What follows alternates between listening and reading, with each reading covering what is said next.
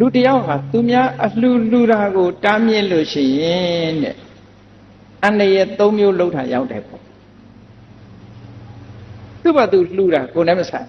အဲ့ဒါဒီ၃မျိုးကိုအန္တရာယ်ပြုတာရောက်တယ်ဘာလဲလို့ဆိုလို့ရှိရင်နော်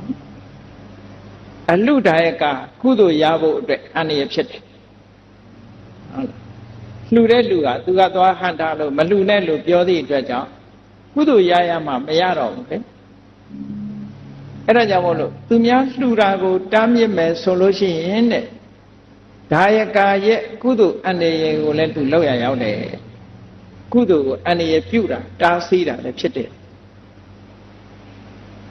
ပုံညံတရယ်လို့ခေါ်တာပေါ့နော်ကုသိုလ်ရမှမရတော့ဘူးကုသိုလ်ကောင်းမှုရဲ့အန္တရာယ်ဖြစ်သွားတယ်ကုသိုလ်မဖြစ်တော့နောက်တစ်ခုကဘာတော့ဆိုအလူကံပုဂ္ဂိုလ်အတွက်ရမယ်ပစ္စည်းမရလိုက်ဘူးဆိုသူ့ကိုလည်းပဲ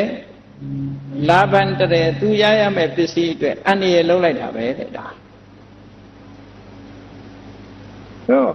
အလူကံပုဂ္ဂိုလ်အလှူတဲ့ပုဂ္ဂိုလ်ကဒါယကာကကုသိုလ်ရမှမရတော့ဘူးအလူကံပုဂ္ဂိုလ်ကလည်းပစ္စည်းရမှမရတော့ဘူးဟော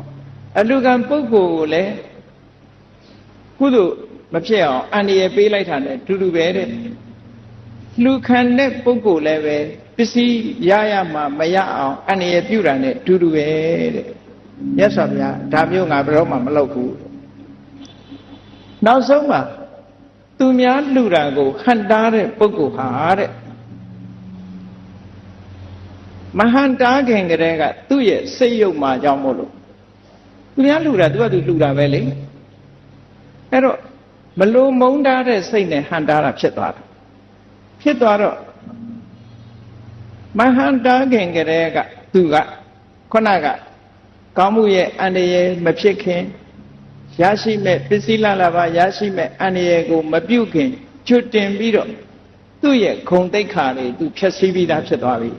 ဒီလိုဆိုလို့လေနော်အဲ့တော့မြတ်စွာဘုရားဆိုလိုတာကသူများလှူတာကိုမလှူနဲ့လို့တားတဲ့ပုဂ္ဂိုလ်ဟာဒီအချက်၃ချက်ကိုသူ့မှာထိခိုက်နစ်နာမှု၃ခုသူလုပ်တဲ့အလုပ်ကြောင့်ကာယကမှာကုသိုလ်ရမှမရတော့ဘူး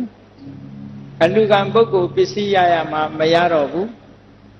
သူကိုယ်တိုင်မှာ